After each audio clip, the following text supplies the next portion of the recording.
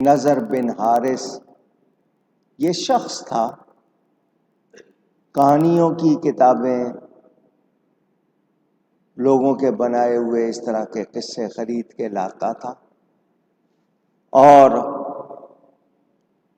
مکہ والوں سے کہتا تھا یہ جو نبی ہیں تمہارے، یہ تم کو عاد و سمود قوموں کی کہانیاں سناتے ہیں، میں تم کو پہلوانوں کی، بڑے بڑے لوگوں کی، رستم کی، اس زمانے کے جو مشہور تھے، میں تمہیں ان کی کہانیاں سناؤں،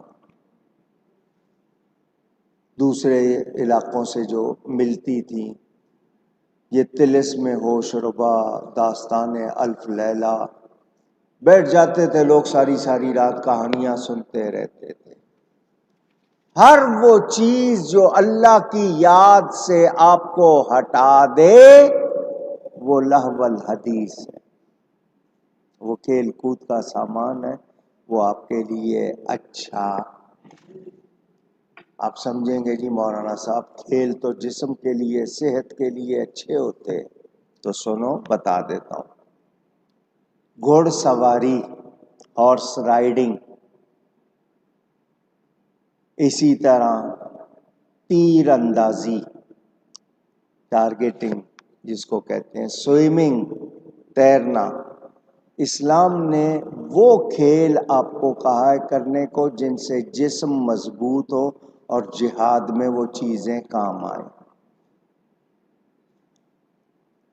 تیر کمان سے نشانہ لگانا، اب اس کی جگہ بندوق آ گئی، گن آ گئی۔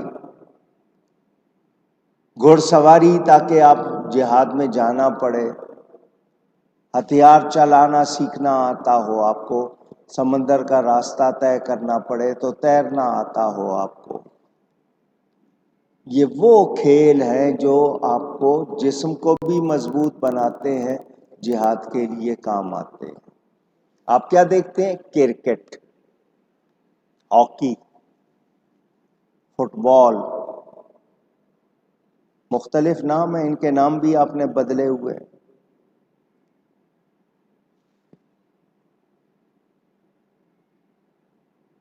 میں سارے کھیلوں کے نام نہیں لے رہا، آپ کو بتا رہا ہوں۔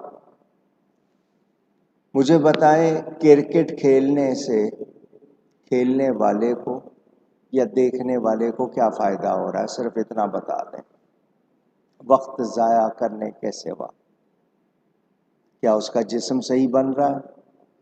اکثر خبریں پڑھتے ہیں جی اس کے کندھے چڑھ گئے، نسیں کھنچ گئیں، یہ ہو گیا، وہ ہو گیا۔ ہاکی، باکسنگ، کیا ہے؟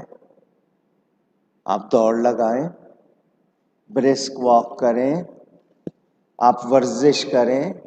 یوگا کی بات نہیں کر رہا، یوگا اسلام میں نہیں ہے، وہ ایک خاص اداؤں سے کرواتے ہیں۔